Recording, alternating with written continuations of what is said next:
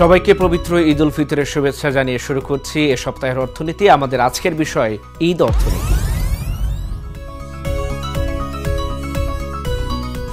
উৎসব তো শুধু আনন্দ অনুষ্ঠান বা ধর্মীয় আয়োজন মাত্র নয়, বেশিরভাগ উৎসবের সঙ্গে ওতপ্রোত জড়িয়ে থাকে অর্থনীতি।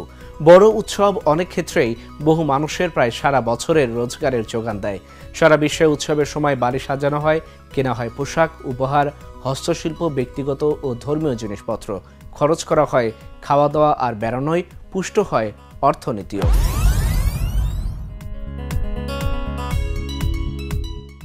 আমাদের প্রবাসী নাগরিকরা ঈদকে সামনে রেখে স্বজনদের কাছে বাড়তি অর্থ প্রেরণ করেন। প্রতি বছরই ঈদের সময় রেমিটেন্স প্রবাহ বেড়ে যায়। এবার আশা করা হচ্ছে তার রেকর্ড পরিমাণ হবে। চলতি মাসের প্রথম 22 দিনে দেশে এসেছে 243 কোটি 75 লাখ মার্কিন ডলার রেমিটেন্স। দেশীয় মুদ্রায় প্রতি ডলার 122 টাকা হিসেবে, যার পরিমাণ 29,737 কোটি 50 লাখ টাকা। এই হিসেবে প্রতিদিন গড়ে দেশে এসেছে 11 কোটি 8 লাখ ডলার রেমিটেন্স। প্রবাসীদের পাঠানো অর্থ ঈদের অর্থনীতির চাকা ঘোরাতে অনেকটা সহায়ক হবে।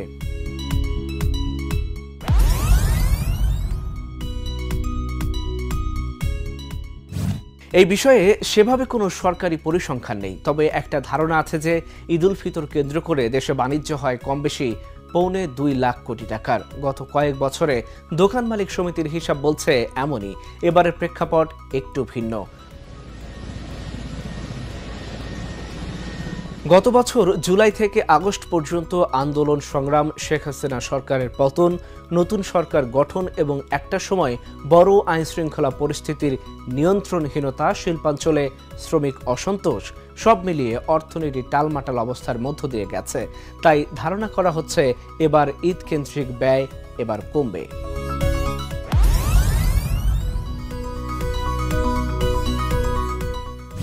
ঈদ এলে ধনী গরিব সবাই যার যার মতো আনন্দের আয়োজন করতে চায়। অর্থ সামাজিক স্তরে বিরাজমান প্রকট বৈষম্য তা হতে দেয় না।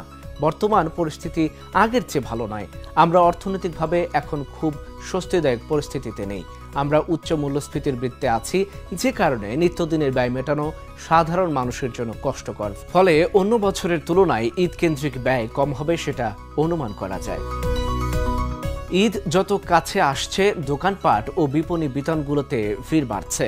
পোশাক, জুতা, ইলেকট্রনিক পণ্য, এমনকি ঈদের ভোগ্য পণ্যের চাহিদাও বৈচিত্র্য এসেছে। আবার অনলাইনে ব্যবসা বেড়েছে, দেশে বিদেশে ভ্রমণেও যাচ্ছে অনেকে।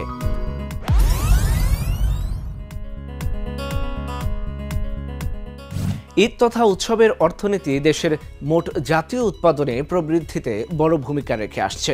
এবারও তার ব্যতিক্রম হচ্ছে না, যদিও এর পরিমাণগত দিকটি নির্ণয় করা কঠিন। এই ছিল আজকের মতো। দেখা হবে আগামী সপ্তাহে। সে পর্যন্ত আমাদের সাথেই থাকুন। ঢাকা জার্নাল দেখতে থাকুন। ধন্যবাদ সবাইকে।